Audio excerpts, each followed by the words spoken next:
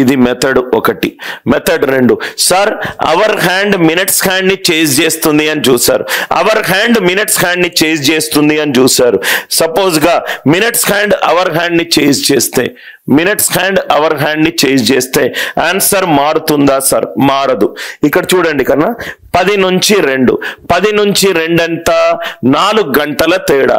10 నుంచి 11, 11 నుంచి 12, 12 నుంచి 1, 1 నుంచి 2, 4 గంటల తేడా. 4 గంటలంటే ఎంత? 120 డిగ్రీలు. ఇది 120 డిగ్రీలు, ఇది 25.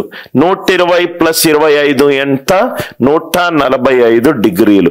ఇక్కడ చూడండి సార్, మినిట్స్ హ్యాండ్ గనక అవర్ హ్యాండ్ ని చేంజ్ చేస్తే, మినిట్ హ్యాండ్ గనక అవర్ హ్యాండ్ ని చేంజ్ చేస్తే మనం ఏం చేయాలి?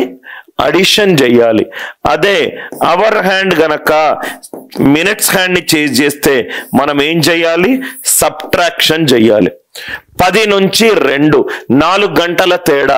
గంటకు 30 డిగ్రీలు. 4 గంటలంటే 120 డిగ్రీలు. ఎప్పుడైతే మినిట్స్ హ్యాండ్ 10 దగ్గర ఉందో అవర్ హ్యాండ్ 50 నిమిషాలు జరిగింది. నిమిషానికి అర డిగ్రీ, 50 నిమిషాలకు 25 డిగ్రీలు. ఇది 120, ఇది 25, ఇది 120, ఇది 25. అంటే మొత్తము యాంగిల్ ఎంత? 145 డిగ్రీలు. అర్థమైందా సార్? చాలా ఇంపార్టెంట్ లాజిక్.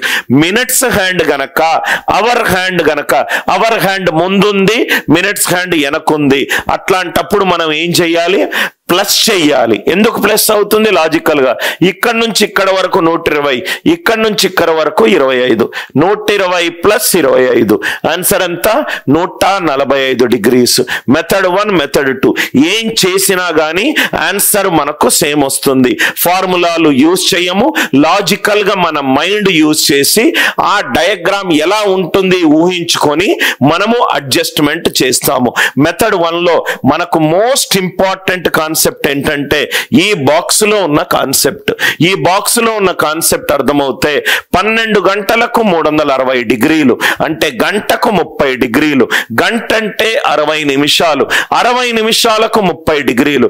ఇక్కడ మీరు అబ్జర్వ్ చేస్తే ఈ మొత్తం స్టేట్మెంట్ ని నేను ఓన్లీ అవర్ హ్యాండ్ యాంగిల్ వైపే చూస్తున్నాను.